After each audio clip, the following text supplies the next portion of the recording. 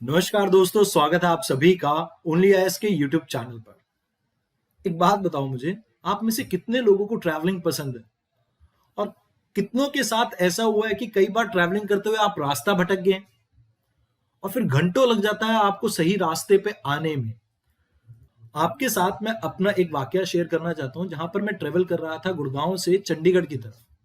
अब हुआ ये कि जो गूगल मैप होता है ना, इसमें मैंने अपनी सेटिंग में कुछ चेंजेस कर रखे थे ताकि मैं टोल्स को अवॉइड कर सकूं। अब यहां पर मैं ये चीज रीसेट करना भूल गया। हुआ ये कि भैया गूगल मैप मुझे एक ऐसे एरिया में ले गया जहां पर डेड एंड था, मतलब आगे कोई रास्ता ही नहीं है। प्लस हाईवे सामने से दिख रहा है, लेकिन मैं उस तक जा नहीं सकता बिकॉज बीच में मिट्टी के बड़े बड़े टीले खड़े हुए हैं। तो हुआ ये कि मैं वापस अपना कोर्स रीसेट करके एक डेढ़ घंटे पे वापस से हाईवे पे पहुंचा और वहां से फिर मुझे चंडीगढ़ पहुंचते पहुंचते काफी टाइम लग गया। और ये घटना जब हुई थी ना, तब उस समय रात के 10-11 बज रहे थे, तो मतलब आसपास कोई ऐसे इंसान भी नहीं था कि भैया जिससे मैं ये पूछ लूं कि सही रास्ता क्या है हाईवे पे जाने का। आपके साथ भी कभी ऐसा हुआ है? यकीन मानिए, आपको पता नहीं है, आपके साथ भी ऐसा होता है। यूपीएससी की प्रिपरेशन में जहां पर आपकी फाइनल डेस्टिनेशन है लबासना, बट कई बार आप अपना रास्ता भटक जाते हैं और कुछ एक ऐसे कारण हैं जो आपको पता होता है, बट स्टिल आप उनके ऊपर गौर नहीं फरमाते हैं, जिसके कारण आप अपने लबासना की जर्नी को और ज्यादा लेंदी और डिफिकल्ट कर देते हैं। आज मैं उन्हीं रॉन्ग टर्न्स और रॉन्ग डायरेक्शंस के बारे में आपसे बात करने आया हूं। वैसे तो आप जैसे स्टूडेंट्स के लिए जो 2024 की तैयारी कर रहे हैं, हम एक फाउंडेशन कोर्स भी लेके आए हैं, दैट इज प्रारंभ, जिसमें आपके बेसिक्स और एडवांस कॉन्सेप्ट दोनों के ऊपर हम वर्क कर रहे हैं। अब इससे रिलेटेड आपको कोई भी क्वेरी हो तो आप हमें कॉल कर सकते हैं 7007931912 पे। आइए अब बात करते हैं, सबसे पहली गलती आप लोग क्या करते हैं, पहली रॉन्ग डायरेक्शन। देखिए, आज की डेट में ना सबसे बड़ी कंफ्यूजन दिमाग में क्या रहती है, बहुत से रिसोर्सेज मार्केट में अवेलेबल है और कौन सा रिसोर्स हमारे लिए ठीक है, हम इसको जज नहीं कर पाते हैं। अब उदाहरण के तौर पे आप मॉडर्न इंडिया हिस्ट्री की बुक लीजिए, आपके पास इतनी सारी बुक्स हैं, बिपिन चंद्रा है, स्पेक्ट्रम है, प्लासी वाली एक बुक है, आपके पास रामचंद्र गुहा की बुक है, इतनी बुक्स हैं, बट स्टिल पेपर जब आप देने बैठेंगे और इतने सारे रिसोर्सेज लेके बैठेंगे, तो प्रॉब्लम आपके पास एक आएगी, आपके पास मल्टीपल रिसोर्सेज तो हैं, बट उसकी रिपीटेड रिवीजन नहीं थी, जिसके कारण एक्चुअल में आप इंफॉर्मेशन पेपर में रिकॉल नहीं कर पाएंगे और वहां पर आप गलती कर देंगे। तो आज की डेट में अति रिसोर्सेज की आपके लिए बहुत खतरनाक है। आप एक दो रिसोर्सेज के ऊपर स्टे कीजिए, मतलब ऐसा नहीं है कि आपने बहुत ज्यादा रिसोर्सेज के ऊपर शफल करना है। आपने क्या करना है, एक दो रिसोर्सेज चूज कीजिए और उसको उसके ऊपर ही स्टिक कीजिए। कोशिश कीजिए कि उसकी नंबर ऑफ रिवीजन को आप इंक्रीज कर दीजिए, ताकि जो भी आपने पढ़ा है वो प्रिसाइजली आपके दिमाग में फिट हो सके। अब आप ये सोच रहे होंगे, सर इतने सारे रिसोर्सेज है, इसमें से सही रिसोर्स कैसे चूज करूं? तो इसके लिए भी एक ट्रिक है। आप क्या कीजिए, यूपीएससी के पीवाई क्यूज को उठाइए। अब जब आप पीवाई क्यूज को उठाते हैं तो यहां पर फोकस कीजिए कि आप ये देखिए कि कौन से सब्जेक्ट में से कितने क्वेश्चन आते हैं। मान लीजिए आपने चूज किया कि भैया इन्वायरमेंट है, इसमें से अच्छे खासे 10-15 क्वेश्चन आते हैं, मुझे इसको पढ़ना है। अब आपने सब्जेक्ट सेलेक्ट कर लिया, अब आप टॉपिक वाइज देखिए कि कौन से टॉपिक में से सबसे ज्यादा क्वेश्चन आए हैं। अब जब आप इस चीज को एनालाइज करेंगे तो आपको पता लगेगा कि भाई इन्वायरमेंट में बायोडाइवर्सिटी से लास्ट 10 सालों में 65 क्वेश्चन आए, मतलब बायोडाइवर्सिटी इन्वायरमेंट का सबसे इंपॉर्टेंट टॉपिक हो गया। अब इसके बाद आप देखिए कि बायोडाइवर्सिटी में कौन सा ऐसा सब टॉपिक है जिसके ऊपर यूपीएससी आपसे क्वेश्चन पूछता है। अब इसे देखने के लिए आपको फिर से एक बार क्वेश्चन को एनालाइज करना होगा, और जब आप ऐसे एनालाइज करेंगे तो आपको पता लगेगा कि यूपीएससी नेशनल पार्क, स्पीशीज, इनके बारे में बहुत ज्यादा क्वेश्चन पूछता है। मतलब बेसिक फंडास के ऊपर इतने क्वेश्चन नहीं थे जितने नेशनल पार्क और स्पीशीज के ऊपर क्वेश्चन थे। तो यहां से आपको सब टॉपिक भी पता लग गया कि कौन सा ज्यादा इंपॉर्टेंट है। अब नेक्स्ट थिंग, आपने ये देखना है कि यूपीएससी ने इन टॉपिक्स में से किस तरह की इंफॉर्मेशन आपसे पूछी है, ताकि आपको सटीकली पता हो कि आपने क्या पढ़ना है और क्या नहीं। अब इतने सारे रिसोर्सेज में जो आपका रिसोर्स इन सभी इंफॉर्मेशन को कैटर कर सके, जहां पर आप यूपीएससी की जो प्रीवियस ईयर क्वेश्चंस है उनको ढंग से एड्रेस कर सके ना, आपने वो रिसोर्स उठाना है। मतलब रिसोर्सेज मार्केट में जितने मर्जी हो फर्क नहीं पड़ता, बट आपको शॉर्टलिस्ट करने हैं कुछ ऐसे रिसोर्सेज जहां से आप 70 to 80% क्वेश्चन को अटेम्प्ट कर सकें। अगर वो रिसोर्स इस चीज को फुलफिल करता है ना, तो वो बढ़िया रिसोर्स है। 100% किसी बुक से नहीं आता, और 100% के चक्कर में आप क्या करते हैं कि आप 3600 बुक पढ़ लेते हैं और उसकी रिवीजन होती नहीं है। अब रिवीजन नहीं होगी तो मेरे भाई रिजल्ट कहां से आएगा? क्योंकि जो इंफॉर्मेशन आपके दिमाग में गई है वो पूरी तरह से तो दिमाग में बैठी नहीं थी ना। तो यहां पर पहली प्रॉब्लम आप ये करते हो, ये पहला रॉन्ग टर्न है। आप पहले अपनी एक लिस्ट बना लीजिए कहां पर आपको कौन सी चीज पढ़नी है, उसके बाद अपना पढ़ाई स्टार्ट कीजिए। तो पहली चीज ये करना। अब दूसरी प्रॉब्लम क्या आती है, आप इम्प्रॉपर एनालिसिस करते हैं। मान लो आपने पढ़ लिया और आपने एक टेस्ट दिया। मान लो आपने पॉलिटी पढ़ा था, पॉलिटी का एक टेस्ट दिया जिसमें आपके नंबर आ गए 120। अब इस टेस्ट में आपके 120 नंबर आने के बाद आप बड़े खुश हो जाओगे। आप सोचोगे यार प्रीलिम्स में कट ऑफ तो जाती है 100, 110 और मेरे 120 आए हैं, मतलब अपना तो प्रीलिम्स हो जाएगा। भैया यहां पर आपकी सोच ये गलत है। अब ऐसा मैं क्यों कह रहा हूं? देखिए, जो टेस्ट सीरीज है उसमें से डायरेक्ट क्वेश्चन कभी भी नहीं आते। टेस्ट सीरीज में पर्टिकुलर आपको एक टॉपिक मेंशन होता है, कई बार उसमें कुछ हल्के क्वेश्चन भी होते हैं। हल्के इन द सेंस जो सब स्टैंडर्ड होते हैं, यूपीएससी के स्टैंडर्ड के नहीं होते। आप उसमें अच्छा स्कोर कर लेते हो तो यहां पर आपका कॉन्फिडेंस तो बूस्ट होता है, बट एक्चुअल में आपने एनालाइज नहीं किया अपनी ट्रू प्रॉब्लम को। आप जब भी कोई टेस्ट दें, आपको एक काम करना है, आपने ये देखना है कि आपने जो क्वेश्चन अटेम्प्ट नहीं करे, मान लीजिए आपने 30 क्वेश्चन अटेम्प्ट नहीं किए और 10-15 आपके क्वेश्चन 10 मान लेते हैं आपके गलत हो गए थे, तो यहां पर आपको एनालाइज क्या करना है कि ये जो 30 क्वेश्चन मैंने छोड़े थे इसके पीछे रीजन क्या था। क्या मेरे पास इंफॉर्मेशन नहीं थी, मतलब कोई डाटा वगैरह की कमी थी, या मेरे इनके कॉन्सेप्ट वीक थे तब मैंने छोड़ा, या मेरा करंट अफेयर वीक था मैंने तब छोड़ा। अगर आप इस तरह से एनालाइज करेंगे तो आप अपनी ट्रू प्रॉब्लम तक पहुंच पाएंगे। और एनालिसिस जब आपका ठीक रहेगा तो आपको ये प्रीलिम्स में भी हेल्प करेगा।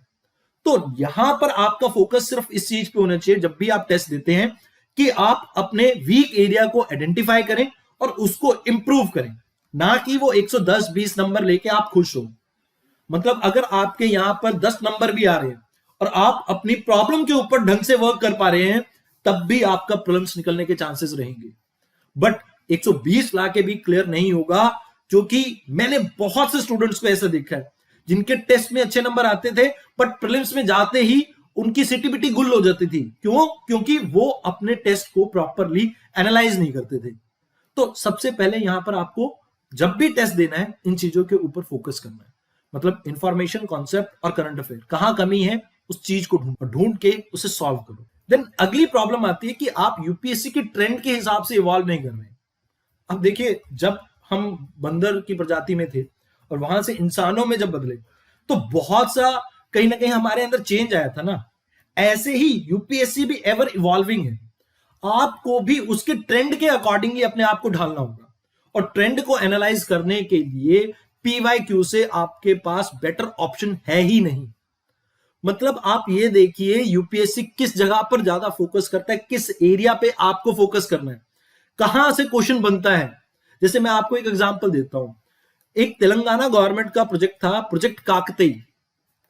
अब प्रोजेक्ट काकतई में क्या था कि यहां पर ये रिवैम्प कर रहे थे वाटर रिसोर्सेज से रिलेटेड कुछ इश्यू के लिए, वाटर टैंक्स को जो काकतई एम्पायर ने बनाए थे। अब हुआ ये कि बच्चों ने इस प्रोजेक्ट के बारे में तो पढ़ा होगा, बट एक्चुअल में क्वेश्चन जो आया वो ये आया कि भैया काकतई एम्पायर का कौन सा इनमें से सी पोर्ट है।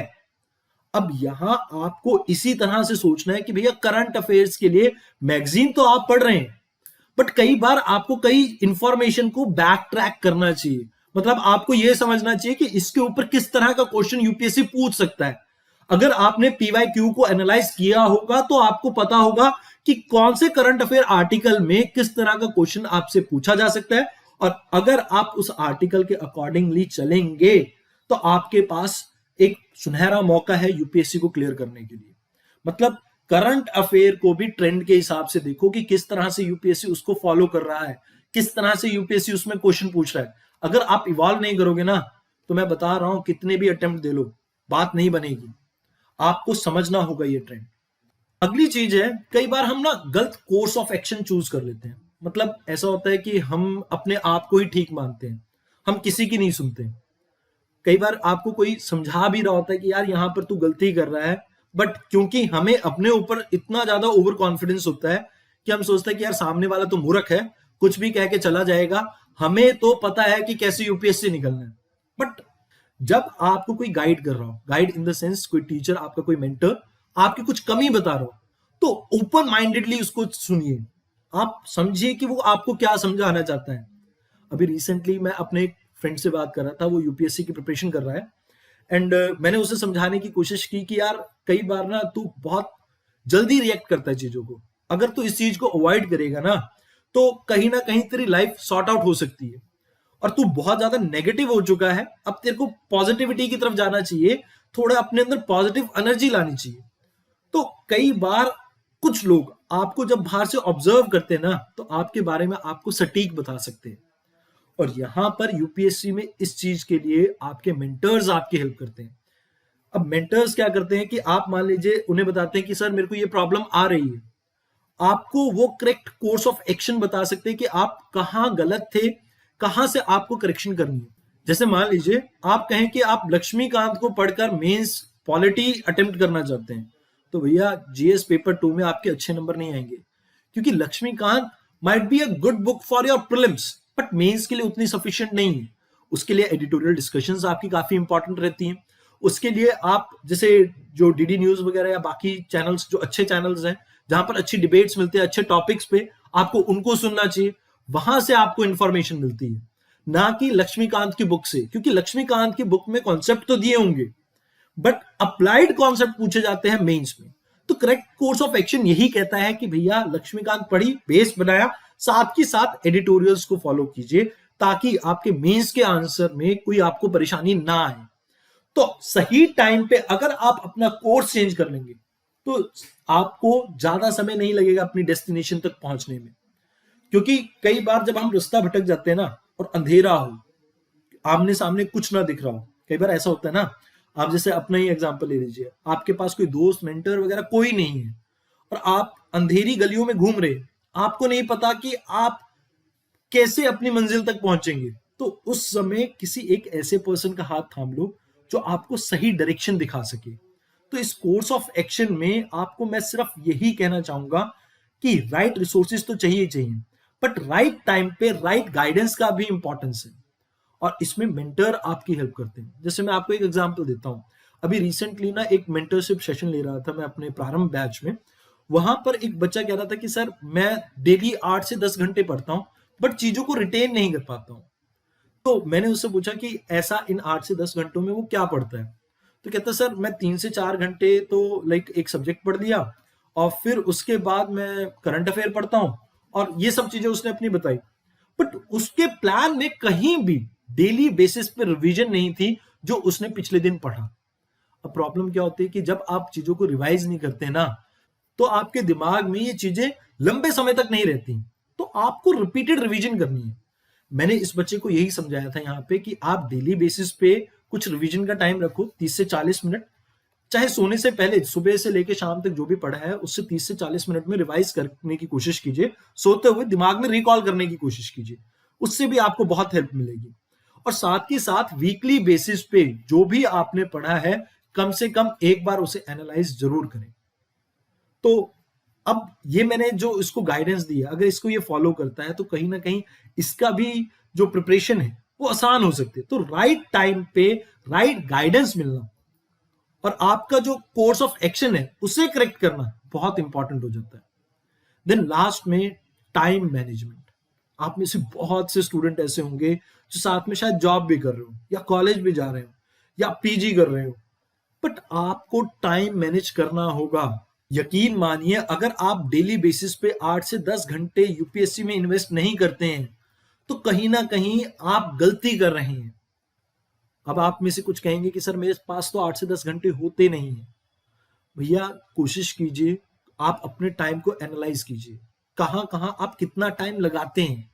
अगर उस टाइम के महत्व को समझोगे, तो राइट टाइम पे राइट जगह पे पहुंच सकोगे। अगेन, एक बच्चा था हमारे बैच का ही, प्रारंभ बैच का। ये बच्चा कहता है कि सर मैं साथ में जॉब कर रहा हूँ और मेरे पास टाइम नहीं होता कि मैं 8 से 10 घंटे स्टडी को दे सकूं। तो मैंने उससे पूछा कि आप जॉब कहाँ करते हैं, कैसे क्या जाने का प्रावधान रहता है। तो इस बच्चे ने कहा कि सर मैं 1 से 1.5 घंटा ना ट्रेवल करता हूँ बसेस में और अपने ऑफिस तक पहुंचता हूँ। तो मैंने इस बच्चे को ये समझाया कि लाइक 1 से 1.5 घंटा आप मॉर्निंग में ट्रेवल कर रहे हैं और इवनिंग में ट्रेवल कर रहे हैं। आप क्या कीजिए कि 1 से 1.5 घंटे में यहाँ पर न्यूज़पेपर के एडिटोरियल डिस्कशन को सुन सकते हो, प्रीलिम बूस्टर्स को सुन सकते हो, या मान लीजिए आपका कोई 1 1.5 घंटे का लेक्चर है, आप उसको सुन लीजिए। और तुरंत ही जैसे ही आप अपने डेस्टिनेशन पे पहुंचे, चाहे ऑफिस या आप ये कह लीजिए आप अपने घर पे पहुंचे, एक वाइट पेपर लेके जो भी आपने सुना है उसको तुरंत ही लिख लीजिए। इससे आप अपने टाइम को बेहतर मैनेज कर पाएंगे और आपके पास 1 से 2 घंटा एक्स्ट्रा आ जाएगा। जो आपको कमी लग रही थी कि भाई मेरे पास इतना समय नहीं है, आप उसको यूटिलाइज कर पाएंगे। तो यहां कहने का मकसद मेरा यही है कि अगर आपके पास जो रिसोर्सेज है, चाहे वो टाइम हो, बुक हो या किसी की गाइडेंस, आप इन रिसोर्सेज को बेटर वे में मैनेज करेंगे ना, तो आपके लिए लबासना की जो जर्नी है वो काफी आसान हो सकती है। तो आज के इस वीडियो में इतना ही। धन्यवाद।